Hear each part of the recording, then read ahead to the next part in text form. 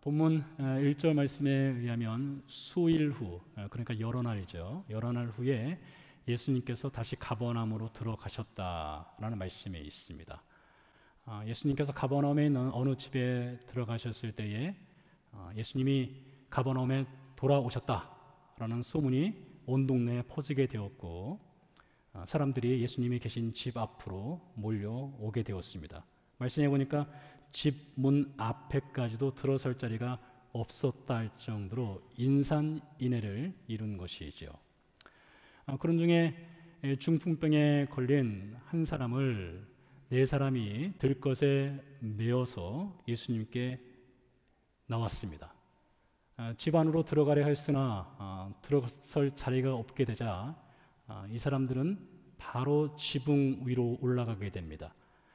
예수님 시대 당시에 집 구조를 보게 되면 지붕은 평평했습니다. 그리고 그 평평한 지붕은 갈대와 진흙을 섞어서 지붕을 만들었습니다. 그러니 사람들이 지붕으로 올라가는 것이 그리 어려운 일은 아니었을 것입니다. 지붕으로 올라간 이 네 사람은 지붕에 구멍을 내기 시작합니다. 아마 사람을 달아내리려 하였으니 상당히 큰 구멍을 냈을 것입니다. 구멍이 뻥 뚫렸어요. 그리고 흙먼지와 흙동이가 집안에 있는 사람들에게 떨어집니다. 마치 비처럼 떨어졌을 것입니다. 놀란 집주인은 자기 집 지붕이 뚫렸으니 가만히 있을 수 없죠. 어떻게 했을까요? 당장 뛰어 올라가지 않았겠습니까? 이게 웬일인가 하고요. 중풍병에 걸린 사람은 예수님 밑으로 내려왔고, 예수님께서 그 사람을 향해서 이렇게 말씀하셨습니다. 내 죄 사함을 받았느니라. 그리고 11절 말씀해 보니까 일어나 네 자리를 들고 걸어가라, 이 말씀을 하셨습니다. 그러자 사람들이 깜짝 놀라서 우리가 이런 일은 도무지 보지 못했다 라는 말로 오늘 말씀이 마칩니다. 이것이 본문 내용입니다. 그런데 오늘 이 중풍병자를 예수님께서 치유하신 이 사건과 마가복음 1장에 나오는 다른 치유 사건들을 비교해 보면 오늘 본문에서 우리는 매우 특이한 점 하나를 발견할 수 있습니다. 마가복음 1장에 보면 예수님께서 회당에서 말씀을 전하시던 중에 귀신 들린 사람을 치유하죠. 베드로의 집에 갔을 때에 열병에 걸린 베드로의 장모를 예수님이 치유하십니다. 많은 병자를 치유하셨고, 지난 시간에 우리가 살펴본 대로 온몸에 나병이 퍼진 사람을 예수님이 깨끗게 하셨습니다. 치유하셨습니다. 그리고 마가복음 2장으로 넘어와서 오늘 중풍병자를 예수님이 치유하셨습니다. 그런데 오늘 말씀엔 매우 특이한 점 하나가 있는데, 그것은 곧 예수님께서 네 죄 사함을 받았느니라 라는 말씀을 하신 것입니다. 이전에는 그런 말씀을 하신 일이 없었거든요. 예수님께서 중풍병자의 죄를 사한다 이렇게 말씀을 하시자 그 자리에 있던 서기관들, 이 서기관들은 성경을 연구하고 성경을 가르치는 랍비들이 되겠습니다. 이 사람들이 깜짝 놀랐습니다. 마음속으로 생각을 했어요. 하나님 외에 누가 감히 사람의 죄를 사할 수 있단 말인가? 속생각을 품었습니다. 서기관들의 속생각대로 하나님 외에는 그 누구도 죄를 사할 수 있는 권한, 권세, 능력은 없지요. 그래서 서기관들은 자기들과 똑같은 평범한 인생, 무슨 치유의 능력은 있겠지만 평범한 인생, 같이 밥 먹고 화장실 가는 평범한 인생인 예수께서 하나님 행세를 한다 하면서 마음속으로 신성 모독이다 하였습니다. 레위기서 24장 16절 말씀에 의하면 신성 모독, 하나님의 이름을 모독하는 사람은 돌로 쳐 죽이라는 명령이 있습니다. 따라서 서기관들 입장에서 볼 때 오늘 예수님은 사형에 해당하는 매우 엄중하고 심각한 발언을 한 것입니다. 네 죄 사함을 받았느니라. 서기관들의 속생각대로 예수님이 죄 사함을 말했는데 그가 우리와 똑같은 평범한 인생이라면 예수님은 사기꾼이죠. 하나님 행세를 한 사기꾼이죠. 반대로 예수님이 정말로 죄를 사하는 권세가 있다면 예수님이 곧 하나님이시다는 것을 오늘 말씀이 증명을 하는 것입니다. 그래서 본문 말씀, 여러분이 이 마가복음 2장 말씀을 신앙생활 해오시면서 많이 들어보셨을 텐데, 이 말씀은 네 사람의 도움을 받아 한 중풍병자가 치유받았다. 우리도 네 사람처럼 도움이 필요한 사람을 섬기자, 돕자. 인생에 문제가 있을 때 예수님께 나오면 예수님이 인생의 문제를 해결해 주신다. 그 정도로 적용할 수 있는 말씀이 아닙니다. 본문 말씀은 예수님이 처음으로 하나님과 동등한 능력, 동등한 권세, 동등한 권한, 동등한 자격, 예수님이 곧 하나님이신 것을 증명해 보이시는 매우 묵중한 말씀이 오늘 말씀입니다. 20세기 영국의 위대한 복음 설교가였던 마틴 로이드 존스 목사님이 사도행전 설교집을 책으로 낸 것이 있습니다. 제목이 Authentic Christianity입니다. 진정한 기독교입니다. 이 사도행전 설교집 제1장 첫 번째 챕터에 보면 이런 말씀이 있습니다. 기독교란 무엇인가? 교회란 무엇인가? 교회가 전해야 할 핵심 메시지는 무엇인가? 이것이 Authentic Christianity 챕터 1에 나오는 질문입니다. 그러면서 이런 말씀을 하셔요. 기독교란 무엇인가? 교회란 무엇인가? 교회가 전해야 될 메시지는 무엇인가? 이것은 오늘날 20세기입니다. 오늘날 교회가 반드시 답을 갖고 있어야 할 가장 시급한 질문이다. 여러분은 어떻게 생각하십니까? 우리에게 기독교란 무엇인가? 교회란 무엇인가? 교회가 전해야 할 가장 핵심적인 메시지는 무엇인가? 라는 질문이 주어진다면 우리는 어떤 답을 갖고 있습니까? 또 우리는 성경에서 어떤 답을 또 찾아낼 수 있을까요? 오늘 우리는 그 답을 오늘 본문 말씀을 통해서 찾아보고자 합니다. 위에서 말씀드린 대로 네 사람이 중풍병자를 예수님께 데려왔습니다. 그들은 사람들로 인해서 예수님께 접근할 수 없자 지붕을 뚫고 예수님께 이 사람을 내려보냈습니다. 예수님은 그들의 믿음을 보시고 작은 자야 네 죄 사함을 받았느니라 라는 말씀을 하셨습니다. 이것이 1절에서 5절까지의 말씀이죠. 그리고 11절로 넘어가서 예수님이 일어나 네 상을 들고 걸어가라 말씀하셨고 이 사람은 건강을 회복하게 되었습니다. 자, 구약성경에 보게 되면 누가 메시아냐? 메시아가 세상에 오셨을 때 메시아인 것을 어떻게 알아볼 수 있는지를 구약성경에서 가르쳐 주는 장면이 상당히 많이 등장을 합니다. 그 중에 사람들이 메시아를 알아볼 수 있는 한 가지는 이것입니다. 메시아가 오시게 되면 사람의 질병의 문제를 해결한다. 이것이 이사야서 53장에 기록되어 있습니다. 따라서 예수님께서 세상에 오셔서 사람의 질병의 문제를 해결하심으로써 예수님이 메시아인 것을 보여주셨죠. 마태복음 11장에서 예수님이 그렇게 말씀하십니다. 당신 스스로가 하나님이 보내신 메시아 구원자이심을 이렇게 증명하셔요. 맹인이 본다. 못 걷는 사람이 걷게 된다. 나병 환자가 깨끗함을 받았다. 우리가 지난주에 살펴본 거 아니겠습니까? 못 듣는 자가 듣게 된다. 죽은 자가 살아나게 된다. 여러분 나사로가 죽은 지 나흘 만에 살아나는 것 아시죠? 요한복음 11장 이야기요. 이렇게 메시아가 오시면 사람의 인생의 문제, 어떤 질병의 문제를 해결한다. 그것을 통해서 메시아인 것을 증명한다라는 말씀이 있습니다.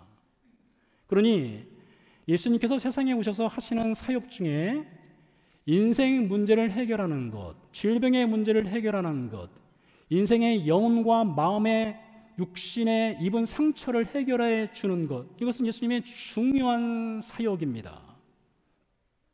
그래서 기독교란 무엇인가? 교회란 무엇인가? 교회가 전해야 될 핵심 메시지는 무엇인가? 라고 묻는다면 교회는 인생 문제를 해결해 줘야 된다. 교회는 질병의 문제를 해결해 줘야 된다. 교회는 사람의 영혼과 마음과 육신에 스크래치가 난, 상처난 것을 해결해 줄 수 있어야 된다. 이것이 진정한 교회의 모습이다 라고 말할 수도 있겠죠. 맞습니다. 교회는 그런 부분이 있어야 됩니다. 그런 해결할 수 있는 능력이 교회에 필요할 수도 있습니다. 그러나 오늘 본문 말씀은 인생의 문제를 해결하는 것, 질병의 문제를 해결하는 것도 중요하겠지만 그것은 우선순위가 아니다라는 것을 오늘 본문이 가르쳐 줍니다. 그렇다면 우선순위는 무엇일까요? 잠시 뒤에 보도록 하겠습니다. 또한 오늘 말씀에는요, 네 사람이 중풍으로 인해서 걷지 못하는 사람을 데려왔다고 했습니다. 지붕을 뜯어냈습니다. 나중에 수리해 줘야 되지 않겠습니까? 그들에게는 믿음이 있었습니다. 지붕을 뜯어낼 정도로 믿음이 있었어요. 헌신도 있었습니다. 사랑도 있었고 섬김도 있었고 희생도 있었습니다. 아주 멋진 사람들이죠. 사도행전 2장으로 넘어가면 교회 신자들이 예루살렘 교회가 개척된 후에 그들이 물건을 서로 통용을 했습니다. 내 물건이 없었던 거예요. 내 물건.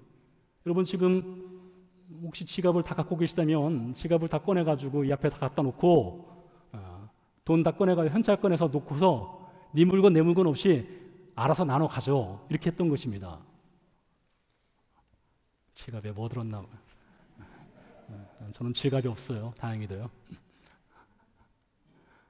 그래서 사도행전 2장에 이 예루살렘 교회가 행하는 이 모습을 보고 당시 유대인들이 교회를 칭찬했습니다. 여러분 오늘날 아시죠? 교회가 세상으로부터 칭찬받기가 얼마나 어려운지 우리가 잘 알고 있습니다. 욕 안 먹으면 참 다행이다 라고 생각할 정도죠. 그래서 가난한 자를 구제하는 것, 사회봉사를 하는 것, 남을 섬기는 것, 나누는 것, 특별히 세상 사람들로부터 칭찬듣는 교회 공동체가 되는 것, 이것이 교회가 진정으로 구현해내야 할 교회의 모습이다. 어센틱 크리스천리티다. 진정한 기독교다. 진정한 교회이다. 이런 목소리를 또한 낼 수도 있을 것 같습니다. 신약의 교회들이 그렇게 했던 것처럼요. 하지만 오늘 말씀은 교회의 사회봉사도 필요하고 가난한 자를 구제하는 것도 필요하고 서로 나누는 것도 매우 중요하겠지만 오늘 말씀은 그것 이상으로 더 중요한 것이 있다라는 것을 우리에게 가르쳐주고 있습니다. 이것도 잠시 뒤에 6절과 7절로 넘어가 보도록 하겠습니다. 어떤 서기관들이 거기 앉아서 마음에 생각하기를 이 사람이 어찌 이렇게 말하는가? 신성모독이로다. 오직 하나님 한 분 외에는 누가 능히 죄를 사하겠느냐? 자, 어떤 서기관들이 그 자리에 있었는데 이 사람들이 예수님을 향해서 이렇게 말했습니다. 이 사람이라고 했어요. This man 했어요. This man.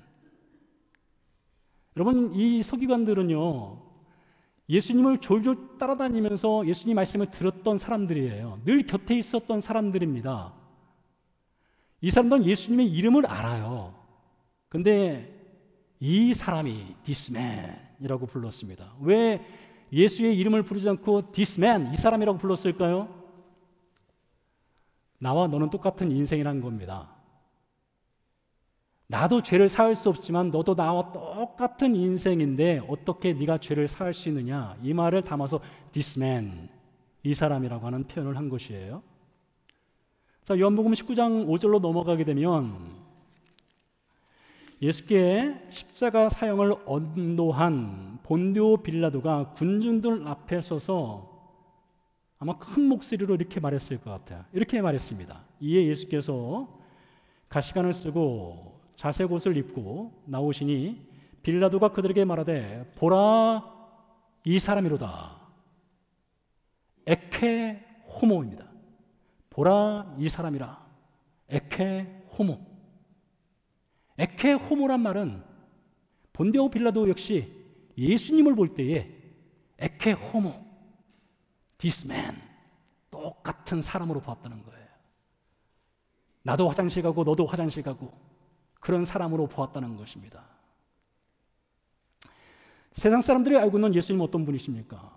세상 사람들이 알고 있는 예수라는 인물은 또한 에케 호모입니다. 보라 이 사람이로다 이것입니다.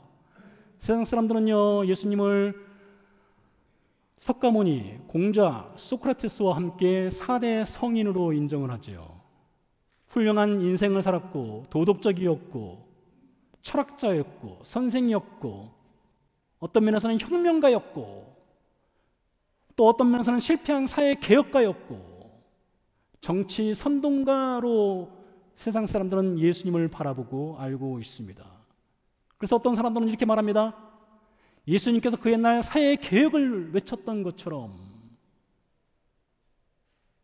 사회 부조리를 시작했던 것처럼 오늘날 교회는, 기독교는, 교회가 전해야 될 메시지는 윤리적이고 도덕적이고 사회 개혁적이고 사회 부조리를 파헤치는 것을 교회가 전해야 된다, 이렇게 말합니다. 하지만 그건 역시 오늘 본문에서는 만족스러운 답이 아니다라고 말합니다. 그렇다면 다시 질문을 해보죠. 기독교란 무엇입니까? 교회란 무엇입니까? 교회가 전해야 될 메시지는 무엇이며 결코 양보할 수 없는 말씀은 무엇입니까? 8절 9절로 넘어가 보도록 하겠습니다. 예수님께서 이렇게 말씀하셨습니다. 그들이 속으로 이렇게 생각하는 줄을 아시고 주를 예수께서 곧 중심에 하시고 이르시되 어찌하여 이것을 마음에 생각하느냐, 중풍병자에게 네 죄 사함을 받았느니라 하는 말과 일어나 네 상을 가지고 걸어가라 하는 말 중에서 어느 것이 쉽겠느냐. 예수님이 질문을 하셨어요. 중풍병자에게 네 죄 사함 받았느니라 이 말과 일어나 네 상을 가지고 걸어가라, 이 둘 중에서 어느 것이 너희 보기는 쉽겠느냐. 여러분은 어떠세요? 여러분에게 예수님이 오늘 일어나 네 상을 가지고 걸어가라 이것과 네 죄 사함을 받았느니라 이 둘 중에서 어느 것이 쉽겠느냐라고 묻는다면 여러분의 답은 무엇입니까? 어떤 것이 쉬울까요?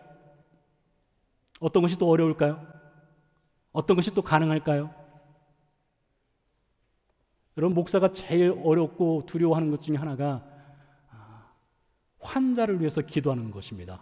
솔직히요. 환자를 위해서 기도하는 거예요. 특별히 병원에 가서요. 한번 기도했는데 벌떡 일어난다면 얼마나 멋지겠습니까? 능력 있는 목사 되는 것 아니겠습니까? 소문나는 목사 되는 것 아니겠어요? 근데 기도했는데 병이 더 악화되고 안 좋아진다. 그러면 실력 없는 목사, 능력 없는 목사가 되는 거 아니겠습니까? 다시 한번 질문해 볼게요. 일어나 네 상을 들고 걸어가라 이것과 네 죄 사함을 받았느니라 이 둘 중에서 어느 것이 쉽겠습니까? 어느 것이 가능하겠습니까? 솔직히 저는 둘 다 가능하지 않습니다. 일어나 네 상을 들고 걸어가라 쉬운 것이 아니라 가능하지가 않아요. 네 죄 사함을 받았느니라 이건 더더욱 가능하지 않습니다. 그래서 교회란 무엇인가? 기독교란 무엇인가? 교회의 메시지가 무엇인가? 라고 묻는다면 기독교란, 교회란, 교회의 메시지란 사람이 할 수 없는 것을 해주는 것입니다. 사람이 할 수 없는 것을 주는 것이 교회인 거예요. 사람이 할 수 없는 소망을 주는 것이 교회의 메시지인 것입니다. 그렇다면 그 교회의 메시지, 사람이 줄 수 없는 교회만의 독특한 메시지, 교회만의 유일한 메시지, 그것은 무엇입니까? 10절에 보니까 그러나 인자가 땅에서 죄를 사하는 권세가 있는 줄을 너희로 알게 하려 하노라 하시고 중풍병자에게 말씀하시되, 인자, Son of Man, 이것은 예수님이 자신을 표현하는 고유 명사와 같습니다. 인자이신 예수님께서 말씀하셨어요. 땅에서 죄를 사하는 권세가 있는 줄 너희로 알게 하려 한다. 그래서 우리는 여기에서 답을 찾을 수 있습니다. 기독교란 무엇인가? 교회란 무엇인가? 교회가 전해야 될 핵심 메시지는 무엇인가? 라고 묻는다면 그것은 곧 예수님만이 죄를 사할 수 있는 유일한 권세, 능력, 권한, 자격이 있는 분이다. 이것이 교회의 메시지입니다. 이것이 기독교의 메시지예요. 이것이 교회가 전해야 될 핵심 메시지라는 것입니다. 마가복음 10장 45절, 마가복음 10장 45절은 마가복음 전체에서 키 패시지가 되는 말씀입니다. 말씀은 이렇습니다. 인자가 온 곳은 섬김을 받으려 함이 아니라 도리어 섬기려 하고 자기 목숨을 많은 사람의 대속물로 주려 함이니라 하였습니다. 여러분, 예수님이 죄를 사하는 권세가 있다 이렇게 말씀하셨는데 어떻게 죄를 사하시느냐? 10장 45절에서 말하기를 자기 목숨을 많은 사람의 대속물로 주는 것이다 했습니다. 대속물, 랜섬, 리뎀션, 구속, 속량으로 번역할 수 있죠. 여러분 많이 들어보셨을 것입니다. 여러 번 말씀드렸지만 성경에 많은 단어들이 있지만 이 구속한다, 대속한다, 속량한다, 리뎀션, 랜섬만큼 중요한 단어 별로 없습니다. 이 대속, 구속, 리뎀션 어떤 의미가 있습니까? 듣고 뜯었고 또 들어야 할 것 같아서 말씀을 드리도록 하죠. 이 구약 성경에서의 구속이라고 하는 것은 어떤 사람이 망해서 자신의 재산을 다 팔고 땅도 팔고 심지어 자신의 몸도 노예로 팔렸을 때 그의 가족이 혹은 그의 친척이 아무 대가 없이 그의 빚을 갚아주고 노예 생활에서 그를 회복시키고 그의 땅도 회복시키는 것을 구속이라고 합니다. 성경에서는 빚을 대신 갚아주고 회복시켜주는 이 구속을 말하고 있지만 법적 구속력이 없는 법이에요. 법적 구속력이 없습니다. 그래서 할 수 있으면 하는 것이고 하고 싶으면 하는 것이 이 구속입니다. 신약에서의 구속은 좀 다릅니다. 신약에서의 구속은 어떤 사람이 노예시장에 가서 돈을 주고 노예를 사는 것입니다. 족쇄에 묶여 있는 노예를 사서 자신의 재산으로 삼는 것을 구속, 대속이라고 말합니다. 여러분 시장 가시지 않습니까? 야채 코너에 가서 야채를 사실 때 어떤 야채 고르세요? 가급적이면 싱싱한 거 고르려고 하지 않겠습니까? 사과 사실 때 혹은 배를 사실 때에 아래쪽에 속박에서 썩은 것 있으면 빼내지 않겠습니까? 좋은 거 사고 싶은 거예요. 신선한 거 사고 싶은 거예요. 노예 시장에서도 마찬가지입니다. 노예 시장에 가서 노예를 살 때 아무 노예 사지 않겠죠. 튼튼하고 일 잘하고 똑똑한 노예 사고 싶을 것입니다. 그런데 여러분, 예수님의 구속은 어떻습니까? 예수님의 대속은 어떻습니까? 건강한 노예를 사듯 꽤 괜찮은 인생을 예수님이 구속하신 것입니까? 할 수 있으면 하는 구속이었습니까? 아니죠. 예수님의 리뎀션, 구속, 속량, 대속은 전혀 그렇지 않았습니다.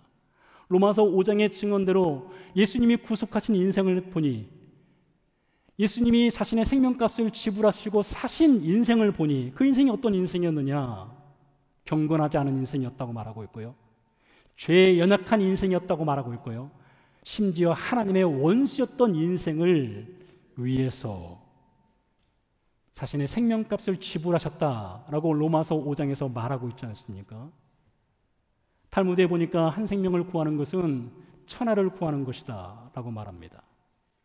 예수님은 이렇게 또한 말씀하셨습니다. 사람이 친구를 위하여 자기 목숨을 버리면 이보다 더 큰 사랑이 없느니라. 오늘 중풍이란 불의의 질병을 만난 이 한 사람, 어제는 마음껏 걸었으나 오늘 마음대로 걸어다닐 수 없고 어쩌면 평생 상에 누워서 지내야 했던 이 중풍병자에게 예수님이 베푸신 가장 큰 사랑, 그 가장 큰 사랑은 네 죄 사함을 받았느니라 였던 것입니다.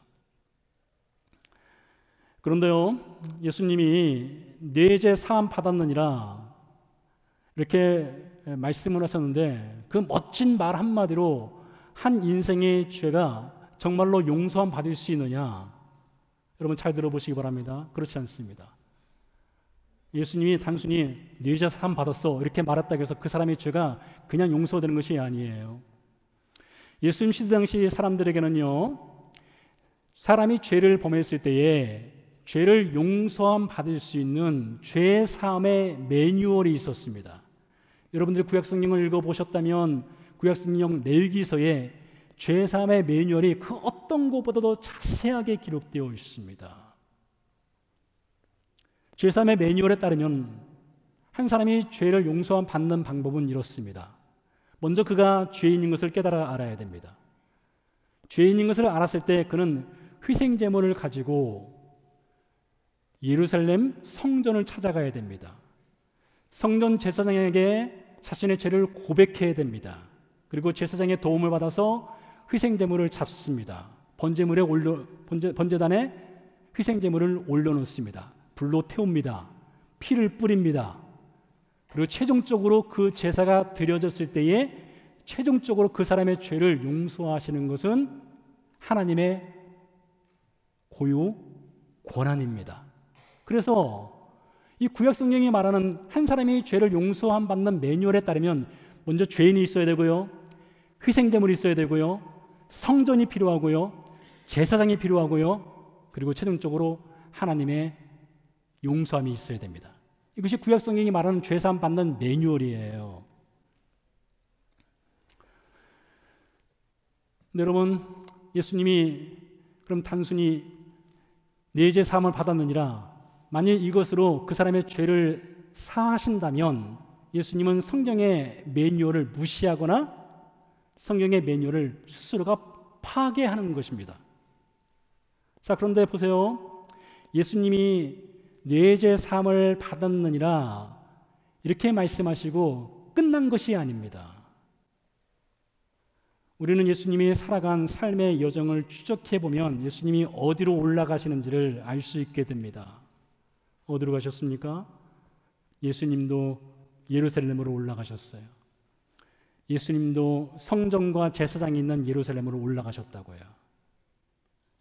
죄인은요, 자신을 대신해서 죽을 희생 제물을 가지고 하나님의 성전을 찾아갔지만 예수님은 당신 자신이 희생 제물이 되어서 죄인을 대신해서 죽기 위해서 예루살렘으로 올라가신 것입니다. 그리고 예수님 자신이 속죄의 피를 흘려주셨어요. 그것이 바로 골고다 십자가 사건인 것입니다. 예수님께서 십자가에서 여러 말씀을 하셨습니다. 가상칠언이라고 하죠. 그 가상칠언 여러 말 중에서 마지막 말이 무엇이냐? 다 이루었다입니다. 다 이루었다. 무엇을 다 이루었다는 것입니까? 그것은 죄인을 위해서 예수님이 자신의 피를, 자신의 생명을 온전히 바쳐 자신의 죽음으로 죄인의 죄를 사했다는 것을 마지막으로 선포한 것이 다 이루었다, 이 말입니다. 그래서 바울은 고린도후서 5장에서 이렇게 증언합니다. 하나님이 죄를 알지도 못하신 이를 우리를 대신하여 죄로 삼으셨다, 이렇게 말하고 있어요. 죄를 알지도 못하신 이 예수께서 우리를 대신하여 죄로 죽으셨다. 자, 여러분 어떻습니까? 여러분에게는 뇌죄 사함을 받았느니라 라는 예수님의 말씀을 여러분 들어본 경험이 있습니까? 귀로 듣는 거 말고요. 귀로 듣는 거 말고요. 여러분 그 복음을 들어본 적이 있습니까? 뇌죄 사함을 받았느니라, 그 말씀을 여러분 믿습니까?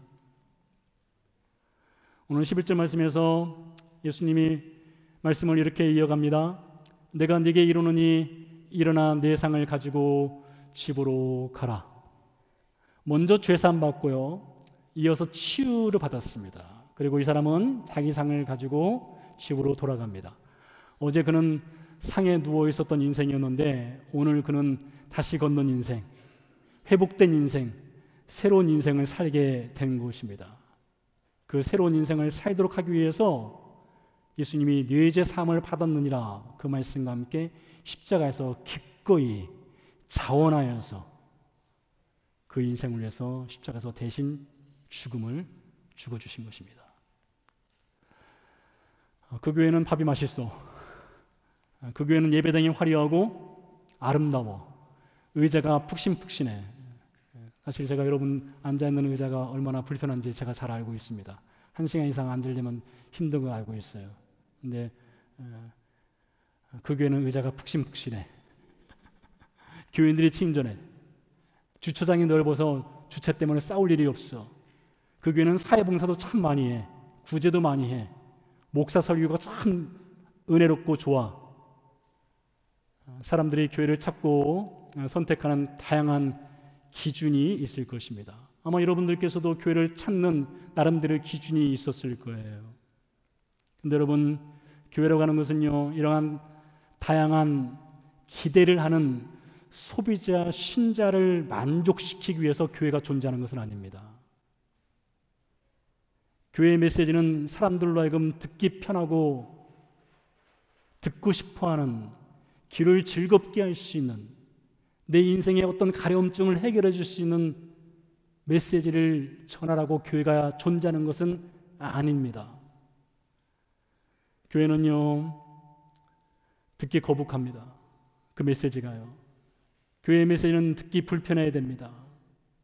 왜요? 교회의 메시지는 인간의 죄악의 민낯을 고발하기 때문에 그렇습니다. 교회의 메시지는 결코 양보할 수 없고 차선으로 내려놓을 수 없고 결코 포기할 수 없는 예수 그리스도의 죄사함의 권세를 전하기 때문에 교회의 메시지는 불편한 것입니다. 그럼에도 불구하고 진정한 기독교, 진정한 교회, 진정한 교회의 메시지는 예수 그리스도의 죄사함의 권세를 우직스럽게, 고집스럽게 우선순위에 놓아야 하는 것입니다. 그것이 교회가 살 수 있는 길이에요. 그것이 진정으로 신자에게 소망을 주는 거예요. 그러니 여러분, 예수님만이 죄를 사할 수 있는 권세가 있다. 이것이 기독교란 무엇인가? 교회란 무엇인가? 교회가 전해야 될 메시지는 무엇인가? 그것에 대한 답이라고 오늘 마가가 2장 말씀을 통해서 우리에게 가르쳐 주고 있는 것입니다. 함께 기도하도록 하겠습니다.